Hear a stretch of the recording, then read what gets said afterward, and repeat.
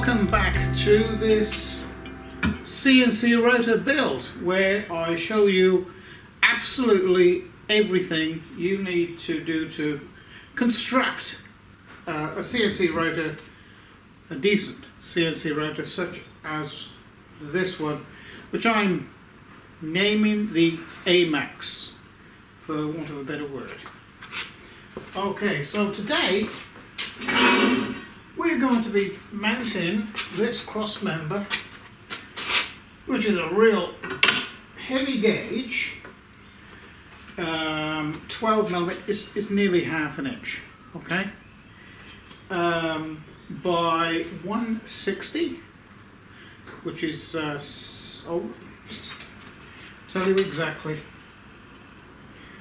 6 1/4 inches, okay, or in metric it's 160 millimeters wide. It's 12 millimeters, which is just shy of half an inch, aluminium plate or flat bar they like to call it. And when you buy your material to make something like this, before you leave the stockist, when you purchase it, sight down it to make damn sure that it is straight, because you can't take it back when you've left. Okay, it's no good getting it home and then finding, oh, it's got a bit of a bulb in it, it's no good to me. But everything needs to be dead flat, because when you take it back, they're not going to accept it. Has been my experience anyway. Okay, so I already know the center of this. I measured it up when which is there. I've got a scribe line on here and here. Everything needs to be, centered up, and we should be able to find out where the drillings are for these holes. I'm just making sure that I have this and my center line is absolutely true and accurate, because the more accurate you can get at this stage, the more accurate the whole event is going to be when it's finished. So I actually need to go up this way about 1/2 millimeter, and that's it. Perfect. What I've done is I've allowed 2 inches thereabouts, either end of here overlap, which I think is going to be quite sufficient. So, and you don't, I treat this like a piece of wood. You don't necessarily, I know it's 10 times more expensive than wood, but you can actually treat it the same as wood without any difficulty. And what I mean by that is you just need a sort of a fairly ordinary type square. You can use this is for metal work, but you can use one for woodwork, doesn't really matter. And you can sight up as if you were a piece of wood.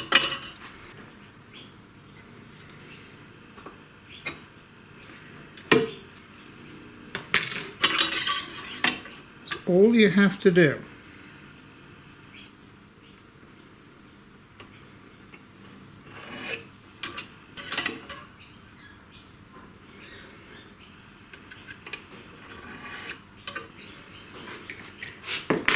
I'm going to do the same the other side.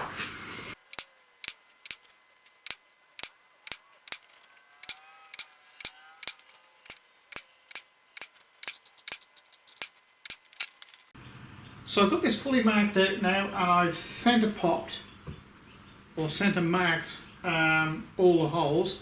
And what I like to do is I just like to put a 1/8 inch or 3mm pilot hole. I just started in a millimeter or so. So when the larger drill comes in, I'm drilling these a millimeter oversize. Now, do you remember, if you watched the video before this one, I talked about wiggle room. Well, this is one of the areas you need a very small amount of adjustment or wiggle room to be able to get this absolutely square and parallel, perfect, because you're practically never going to drill a hole, this number of holes, exactly right, unless you're using a CNC machine, of course. So this is the way to do it, is drill slightly oversized, and then that gives you enough play or wiggle room to be able to make some adjustments.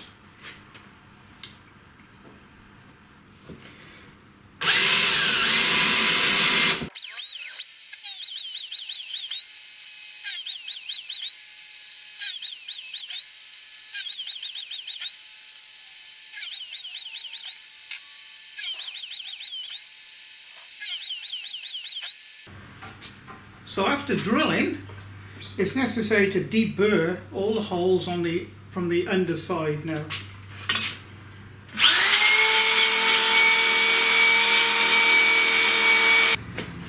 Okay, now a little bit of sub-assembly. So we're going to put this screw bearing block on now, just loosely, making sure it's in the correct orientation, if I can speak over the neighbour mowing his acreage. Okay, so the screw is going to go in that way around, so the main bearing block is going to go at the front. Okay, and this end is going to be attached to the stepper motor. So this bearing block needs to be reversed around.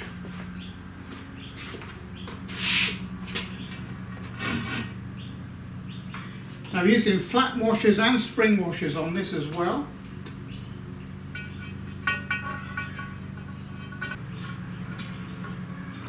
Just loosely put on there like that, don't have to do them up tight at this stage.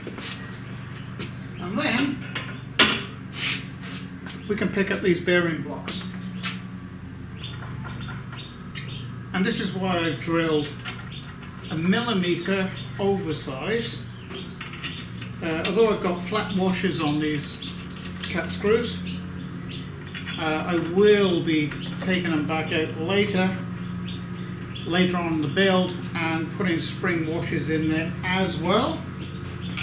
But I seem to have run out of spring washers of this size, which is 6mm in this case.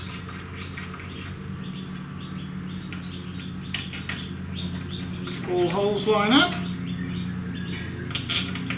all bolts go in. So, and what you need to do, so this is wiggle room, okay? So you can move the thing around side to side and twist in motion. So what you need to do is get this down to this front plate, okay, and just do a couple up, 2 on each block, 1, 2, holding it towards you, 1, 2, the same here,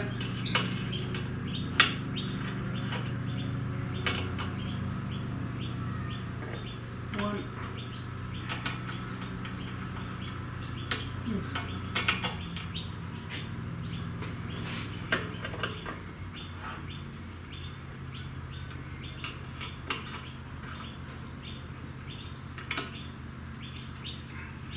Okay, so I've only just got them nipped up. We know it's square against here. I'm just going to push it up.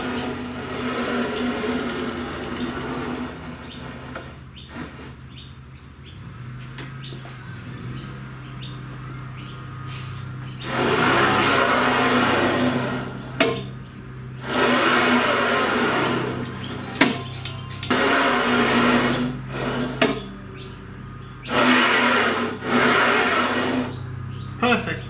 Parallel. It's not binding.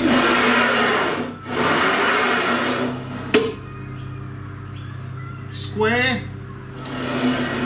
That is exactly what you want. Well, I'm happy to have got that far.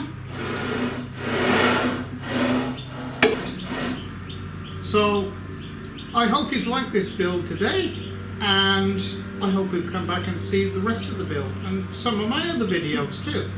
So please like and subscribe, and if you really like what I'm doing, you may consider becoming a patron to the channel.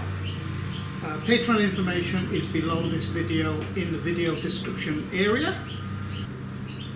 And of course, sometime towards the end of the build, all the drawings and the parts and the vendors for those parts will be on my Patreon pages. So thank you for joining me, and it's bye for now.